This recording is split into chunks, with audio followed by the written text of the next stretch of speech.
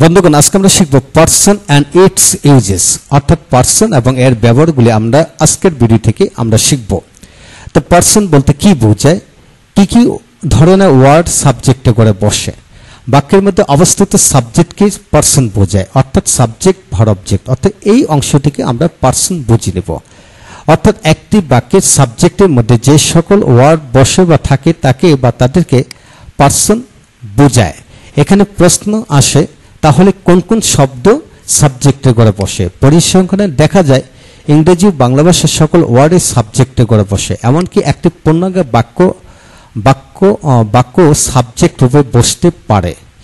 এখন আসুন বন্ধুগণ, একে একে আমরা এক্সাম্পলগুলো ভালো করে রপ্ত করি। যেমন আই এম এ স্টুডেন্ট, এখানে আয়ত্ত সাবজেক্ট, যেমন অর্থাৎ I we you he she they, this that those there, who what which this ইত্যাদি, এগুলো প্রনাউনগুলি একটা সাবজেক্ট, প্রনাউনগুলি এটা পার্সন হিসেবে ব্যবহৃত হয়। এখন আসুন সাদিয়া রিডস ইন ক্লাস 10, এখানে সাদিয়া, সাদিমাম, রোহান, মিম, খায়রুল, তাহের ইত্যাদি ব্যক্তির নাম সাবজেক্টে করে বসে। তারপর আসুন the dog is a faithful animal, অর্থাৎ কাউ, হর্স, গট, ক্যাট, হ্যান, এই সকল প্রাণীর নাম সাবজেক্টে করে বসে। এখন আসুন the girl, the boys, the teacher, the students, যে কোনো ব্যক্তির অবস্থানের নাম সাবজেক্টে করে বসে। এখন আসুন my brother reads in class 2, আমার ভাই দ্বিতীয় শ্রেণীতে পড়ে। এখন my brother, my sister, my mother, এই জাতীয় সকল শব্দগুলি সাবজেক্ট রূপে বসে, অর্থাৎ এইগুলি পার্সন। এখন আসুন the pen is very nice to look, কলমটি দেখতে খুব সুন্দর। এখানে the pen, book, picture, water, এগুলি সবগুলি সাবজেক্টের গড়ে বসে, অর্থাৎ এইগুলি পার্সন। এইভাবে যে কোনো বস্তুর নাম, খাবারের নাম এইভাবে বসে। তো বন্ধুগণ, এখন আসুন Dhaka is the capital city of Bangladesh, অর্থাৎ ঢাকা, টঙ্গী, গাজীপুর, বাংলাদেশ, ইন্ডিয়া, আমেরিকা, অর্থাৎ এখানে যে কোনো এলাকার নাম, গ্রামের নাম, থানা, জেলা, দেশের নাম ইত্যাদির নাম সাবজেক্টের গড়ে বসে, অর্থাৎ এইগুলো একটা person. Tongi college is a famous college in Bangladesh, Tongi বাংলাদেশে একটি বিখ্যাত কলেজ, অর্থাৎ যে কোনো কলেজ, স্কুল, কলেজ, বাজার, বাগান, পার্ক, মসজিদ, মাদ্রাসা, দোকানঘাট, বাজারঘাট ইত্যাদির নাম সাবজেক্টে করে বসে। এখন হচ্ছে mango is very tasty food, এখানে আম একটি খুব মজাদার খাবার, অর্থাৎ যে কোনো ফলের নাম, ফুলের নাম ইত্যাদি, গাছের নাম ইত্যাদি শব্দগুলো সাবজেক্টে করে বসে। এখন আসুন বন্ধুগণ, দ্বিতীয় পৃষ্ঠা থেকে আরও তথ্য শিখব। যেমন honesty is the best policy, এখানে honesty, education, happiness, time, help, self help, truth, virtue ইত্যাদি শব্দগুলি সাবজেক্টে করে বসে। এভাবে হাজার হাজার গুণবাচক শব্দ রয়েছে, সবগুলি সাবজেক্টে করে বসে বাক্য তৈরি করতে পারে। এখন আসুন every mother, every father, every teacher, এই সকল শব্দগুলি সাবজেক্টে করে বসে, অর্থাৎ এইগুলি সবগুলি পার্সন। এখন আসুন বন্ধুগণ, something is better than nothing, কোনো কিছু থাকার চেয়ে কিছু থাকা অধিকতর ভালো, অর্থাৎ something, anything, nothing, many thing, anything, few thing, something, little, each, all, অর্থাৎ এদের পরে যে সকল নাউনগুলি বসে সবগুলি এইগুলি সাবজেক্ট করে বসে, এগুলো একটা person. One of the students of this school loves me, অর্থাৎ এই স্কুলের ছাত্রদের মধ্যে একজন, পুরো অংশটা একটা পার্সন হিসেবে ব্যবহৃত হলো। তো এরূপ শব্দগুলো পার্সন হিসেবে বসে। তারপর one third of the students of this school, এই স্কুলের 3 ভাগের 1 ভাগ ছাত্রছাত্রীরা, এত বড় একটা বাক্যাংশ, এটা কিন্তু পার্সন হিসেবে ব্যবহৃত হয়। এখন আসুন an honest man is respected to all, একজন সৎ লোক, এই অংশটি কিন্তু পার্সন হিসেবে ব্যবহৃত হলো। The poor always suffer from many trouble, the poor, অর্থাৎ ডি প্লাস অ্যাডজেক্টিভ, এই অংশগুলো কিন্তু পার্সন হিসেবে ব্যবহৃত হয়। এখন আসুন 17 নম্বর, the students of our school are very good, এই পুরো অংশটা একটা পার্সন সাবজেক্ট রূপে ব্যবহৃত হয়। এখন আসুন 18 নম্বর, to walk in the morning is good for health, এখন to walk in the morning এটা একটা পার্সন হিসেবে ব্যবহৃত হয়।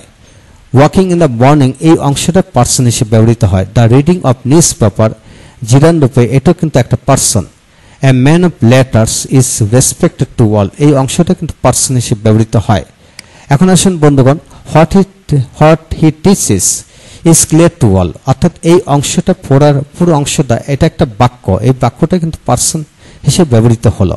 হোয়াই হি কামস হিয়ার, সে যে কারণে এখানে এসেছে, is not clear to me, আমার কাছে এটা পরিষ্কার নয়, এই অংশটা কিন্তু সাবজেক্ট রূপে বসলো এবং এটা একটা person.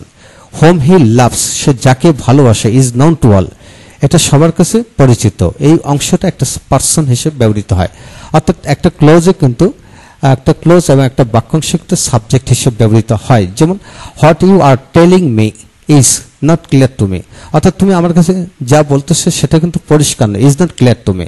What is says is, এই অংশটা একটা সাবজেক্ট রূপে ব্যবহৃত হয়, কিন্তু এটা একটা বাক্য।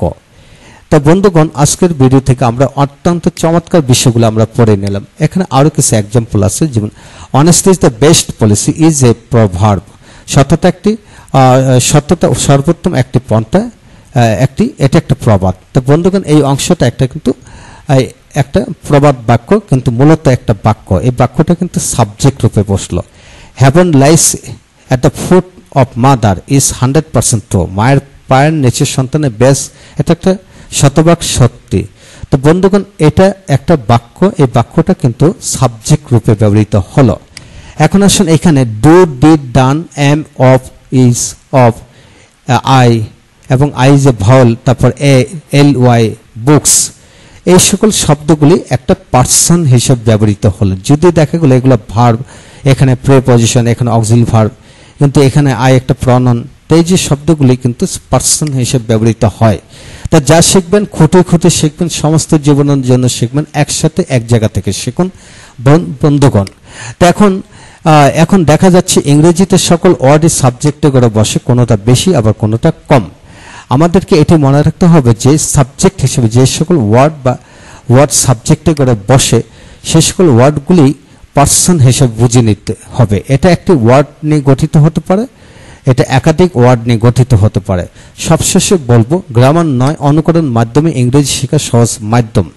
তো বন্ধুগণ, যা শিখবেন ল্যাঙ্গুয়েজ থেকে খুঁজে বের করে করে কিন্তু আজকে 3টি পৃষ্ঠে যা কিছু লিখেছি প্রতিটা বিষয় কিন্তু এখানে নতুনত্ব আপনারা পেয়েছেন। ইনশাল্লাহ নতুনত্ব যা কিছু শিখবেন, নতুনত্ব এবং পূর্ণাঙ্গ রূপে শিখুন।